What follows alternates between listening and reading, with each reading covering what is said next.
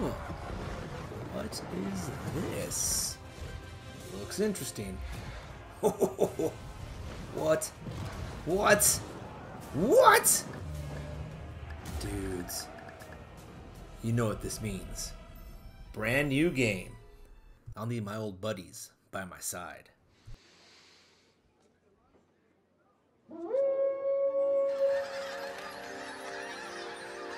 Dawn of Titan players, assemble! How's it going, everyone? It's your boy Darth Shigong coming at you with another video. Oh man, this one's going out to all the Dawn of Titan players.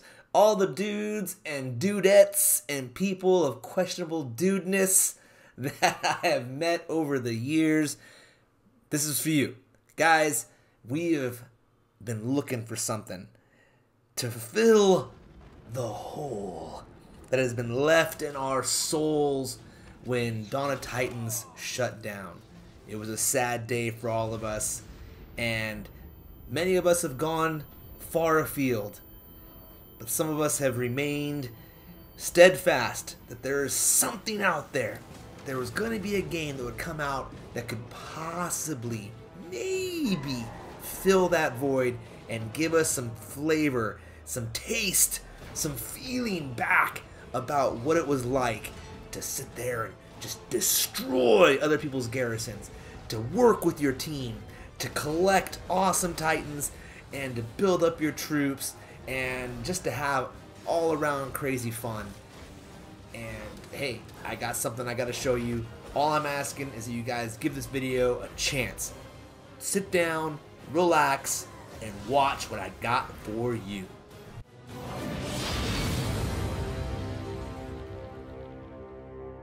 Let me start off by saying I know that there really isn't anything that's going to completely replace Dawn of Titans.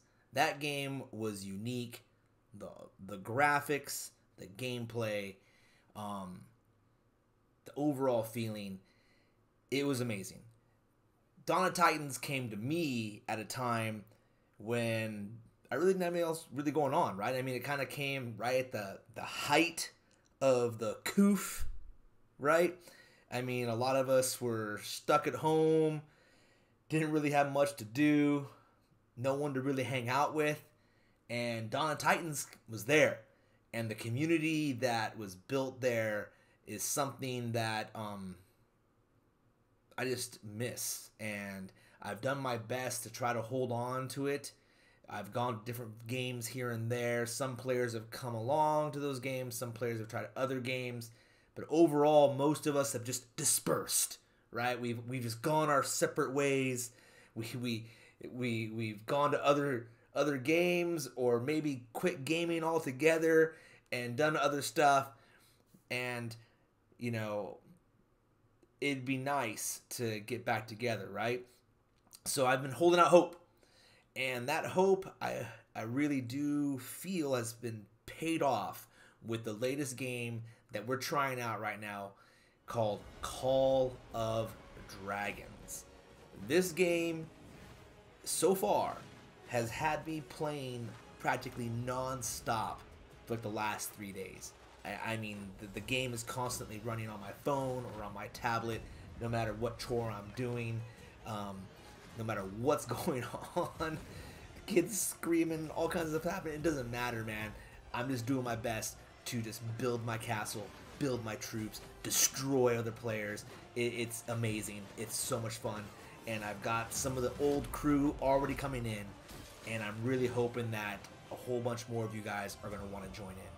So I'm going to cover this game really quickly. I'm going to give a couple, comparisons to Dawn of Titans, so you guys can kind of see what I'm seeing. And maybe, hopefully, you guys will understand why I think this game is a very viable replacement. Not, I shouldn't say replacement. A viable alternative to Dawn of Titans, right? Nothing's going to replace Dawn of Titans. Nothing's going to be better than Dawn of Titans. It's just going to be different. And it's going to be something that we can all enjoy, I'm hoping. So please, guys, watch what's going on here. It's going to be pretty cool.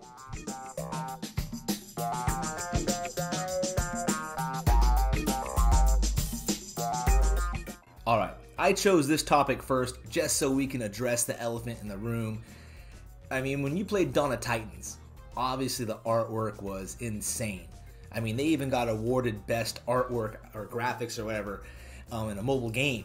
And I mean, you can just see the Titans were fantastic, right? The artwork put into them, the motion capture, it was really cool. Really, really cool. And one of the things that made me want to be a collector of every single Titan.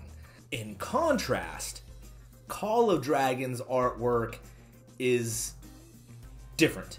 Very, very different. Some might even say cartoonish.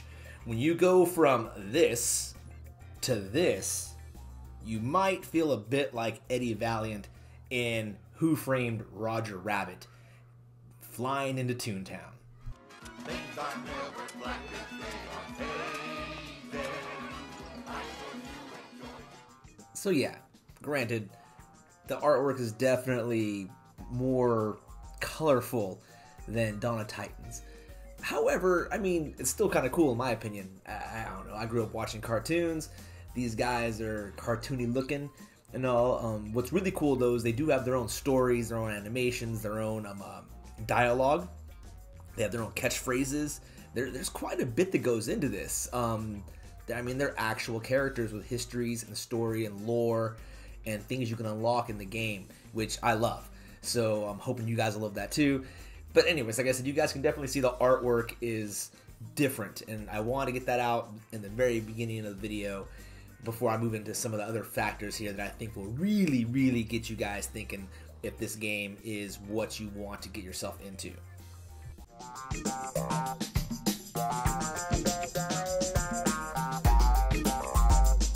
One of the things that made Dawn of Titans so great was the alliance system. Now, the system itself had a lot of things that, you know, could have been improved upon. However, the fact that you were able to play together with other players is really what, for me at least, brought the game together. It was about the community. You had your alliance, right? You're floating around these little kingdoms, and when you joined an alliance, all your people were all together automatically, right? That made that pretty easy. You had your little thing there. And, you know, you're able to help each other out by collecting VP, obviously. We had our wars from time to time. You know, you'd be burn parties where we go there and burn other people's castles and try and take all their stuff and trying to, you know, top the leaderboards and all that. And obviously there were different servers, quote-unquote servers, right? But basically they're just leagues, right? You had as low as the Proving Ground all the way up to, what was it, Platinum League? No, something else. No, Legendary League, something like that. It's been a while since I've done it.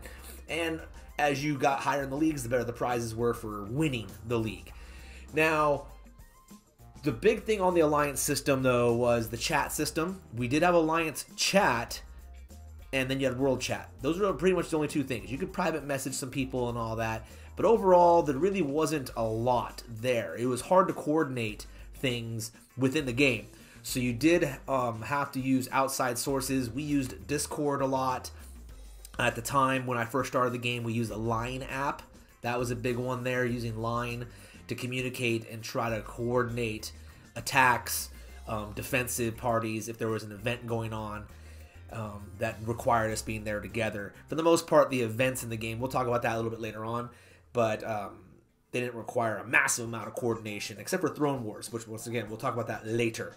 Right now, though, let's move into the Alliance system for Call of Dragons, which I feel has brought in a lot of the things that I wish would have been in the Alliance system for Dawn of Titans. The Alliance system in Call of Dragons is definitely more robust, definitely more built out. Within there, they have multiple ranks, which we didn't really have in Dawn of Titans. There was talk of it through Throne Wars in a sense, right? And all, but this game actually implemented it. And different ranks will give different access per se. Another thing that's really awesome is this. Check this out, man. You can give titles to members, right? I think officers specifically. And those titles not only have a cool name to them, but they also give bonuses associated with the type of work that they would be doing within the Alliance. That is super awesome. Once again, that was something that was supposed to come out in Throne Wars. We were supposed to be able to give out titles, and the titles were supposed to have certain bonuses that they would give to the players and all that, but it never really came to fruition, right? Because Throne Wars kind of fell through. But here you can see that the alliance system is full on. It has everything we need. You can see it, the interface is great. You can see your members, you can see where they are, you can see the perks. It shows a lot of different things here, which is really great. Another thing I like about the alliance system is that they have developmental technology. As an alliance, every member has a chance to donate to different technology that benefits every member of the alliance. You've got things that will benefit you for the war aspect, things that will help you benefit building, things that will help you gather resources, and even when it comes to the behemoth time, to be able to use the behemoths, which are basically like these massive monster animals that help you defeat other armies. It's really, really cool. The alliances get different resources, so you're able to build different structures. Now, I'm going to show a video here really quickly, or let's skip to a video, I guess. It shows some of the structures being built, especially by our team specifically, but it's really, really cool. So as you can see, this is our main castle area. That's me, right? Darth Shigong. Wow. And that's our main fortress. We just built this. You have to have 20 alliance members in order to build your first fortress. After that, you're able to build these little towers that extend your territory. Now, what's cool about territory, guys, see, you actually can take over bits and pieces of land in the entire map. And doesn't mean that other people can't cross over into it. It's just, it means that you control that land and you're able to extract more resources and do different things from there. And you'll need land in order to be able to control stuff. Now, you can see these guys are much bigger than us, right? They have 2 fortresses. Look at how many people they have working on one of their fortresses. I mean, that alliance has got a ton of people. I want to say close to 100.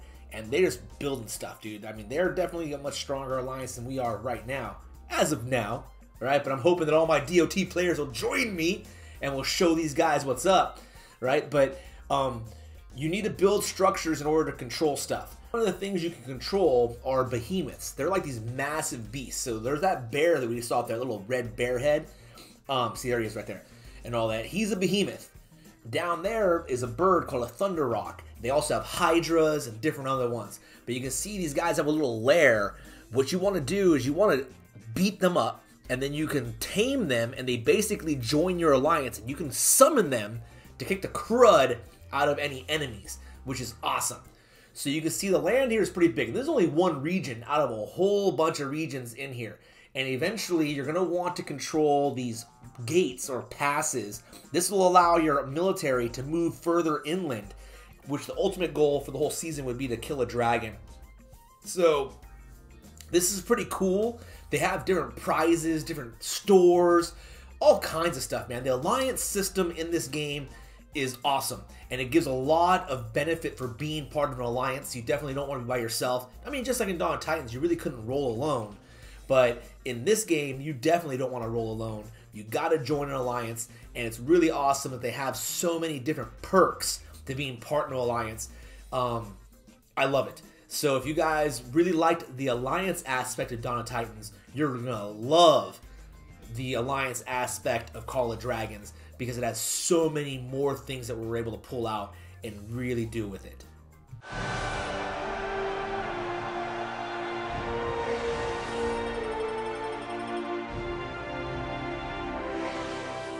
Now for the meat. Obviously, battling is what it's all about, right, guys? We're going to get in there and we're going to destroy something. So I'm using some footage from our boy Zalon. Back in the day, he was showing some stuff here now, so excuse the bad gameplay. Zalon, you know. If you know, you know. Anyways, guys, just playing Zalon, kind of. You can see here, this battle's pretty quick and easy. I mean, this is like when you're really overpowered and you're just taking like a PP land, right? You know, I mean, if you played the game, you know what a PP land is. You know, you just went in there and just demolish stuff really quickly. Flying around, you know, trying to find lands to hit. You would go to someone else's alliance. You'd pick one of their little islands. You raid the sucker, and you go to work, right? I mean, it was pretty basic. You had different titans, different elemental titans and all that stuff. But for the most part, the elements really didn't have much play after they introduced 100% resist to everything, right? I mean, At first, when the game came out, you couldn't possibly get 100% resist to every element. So having this, a roster where you had different elements made it easier to get in there for that particular element. When lightning first eventually came out, it was pretty darn deadly. The biggest upset to the game, though, of course, was when void came out. There was no defense against it. They didn't have the relics out there. You didn't have anyone that had to resist against it. So it was bad for a while. There was a complete meta reset. A lot of people were pissed. They call it the Horde Apocalypse. We all know this, right? I know I'm rehashing history with my DOT players, because the only people that are probably watching this video, especially this far into it, are people that play DOT, are interested in seeing some of the old gameplay, and want to see how Call of Dragons compares, to see if you guys are going to come over there and jump over to DOT Reborn on Iron Hill server number 31. So in order to really compare the combat, we got to look at what made DOT's combat interesting. Now, you did have different units, right? You had your Panthers, your Grenadiers, your Imperials, your Storm Maidens. Eventually you had Skeletons and your Void units. I mean, we had a bit of everything, right? Your Goliaths. Everyone kind of served their purpose and did their own thing. They all had their own elemental attack. And obviously the Titan itself would either buff the element of whatever's attacking, or it buffed itself, or a little bit of both. You could select your units, right? You started off, you had your whoever you're going against and all that. You select your units, kind of move them around, and then you were able to kind of pick who they went and attacked, and you had a lot of motion. Now the whole thing is, no matter what battle you were fighting, it was always against a computer opponent. You never really got to go against an actual person. Now, the whole thing is, as you're attacking their lands or their castle, they were typically attacking you, and they ran into the same thing. They just had your automated defenses going against them.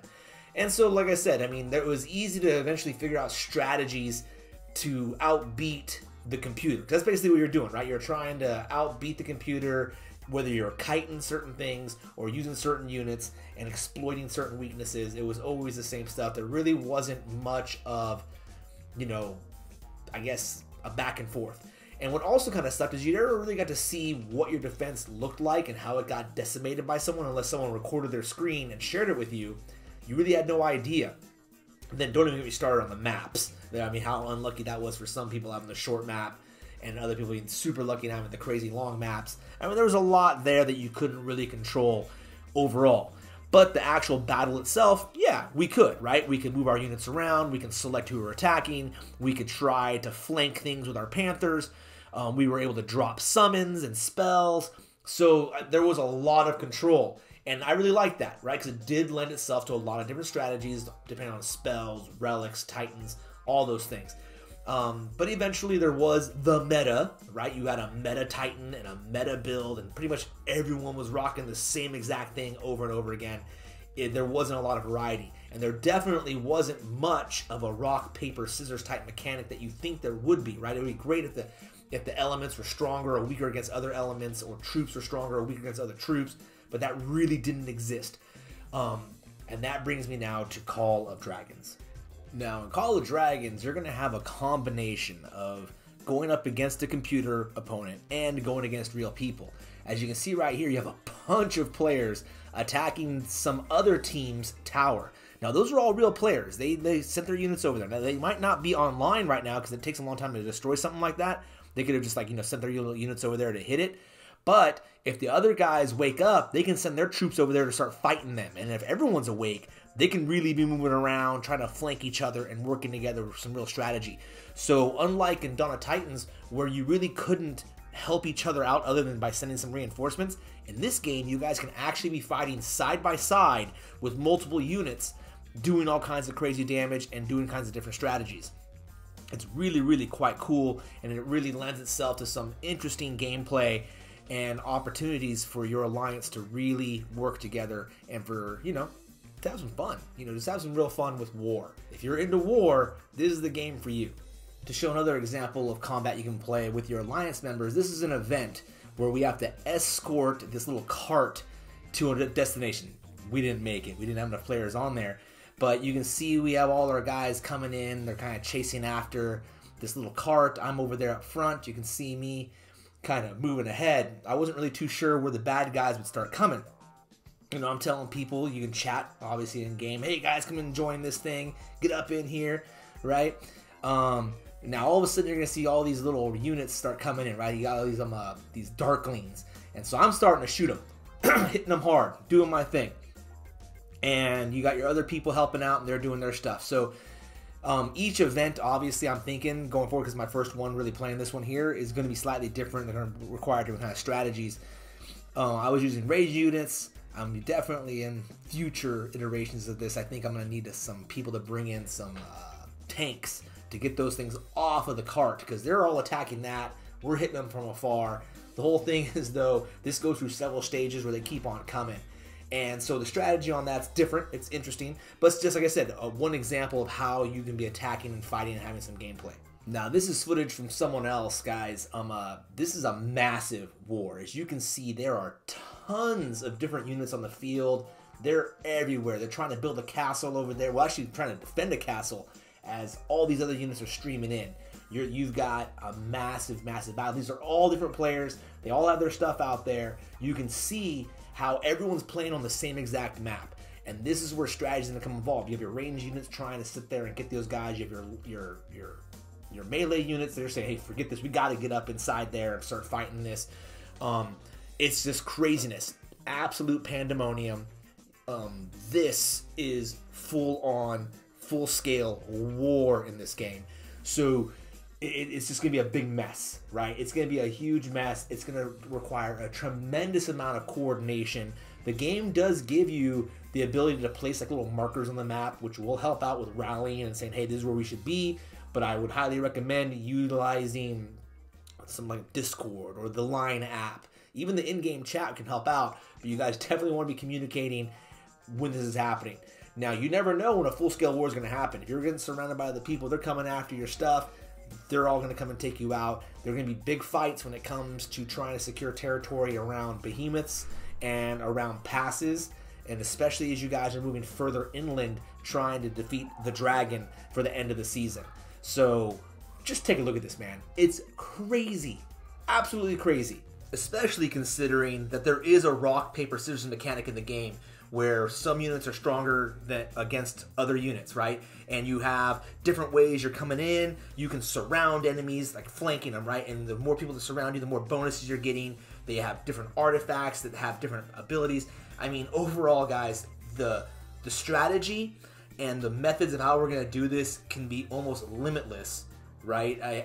I mean, I didn't even get into utilizing the terrain.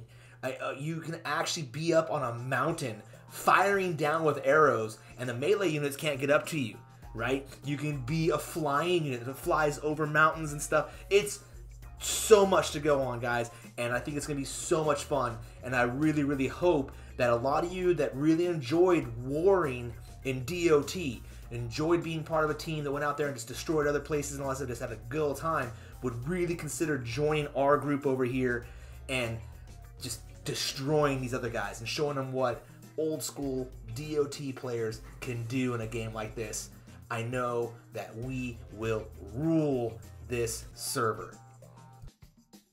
Alright guys, this game has so much going on for it, it's impossible for me to cover everything in a single video and keep it at a somewhat reasonable time. Even as it is, this video went a lot longer than I thought it was going to. I just wanted to do a really quick call to all my fellow Titans. And it ended up being, well, a lot. But there's so much, and that's what makes it so awesome, guys. And this is exactly why I'm hoping that you will at least give the game Call of Dragons a shot. Download it on your iPhone, your Android phone. You can even play this on your PC. So if you guys that want to play on your PC, I hear it's awesome. I don't have a PC personally. I'm a Mac guy, so I don't have that. But I hear it works really well on the PC, and that's awesome. So just give it a shot. Come and join us, man. You got Churro, you've got me, you've got House, you've got a bunch of people from the DOT days. I'm trying to get more to come join in. If you're an old school DOT player, a fresh DOT player that just joined right before the servers went dead, come over here. Come join us. Join DOT Reborn and have a blast. We're going to be crushing it. Right now we're learning how to play the game. We're getting, our feet wet. We're building our army. But it's only a matter of time before we get to show this server what real Titans can do. So until I see you guys again, I hope to catch all of you gaming on the dark side. And to all my fellow Titans, there's only one thing left to say. Avengers!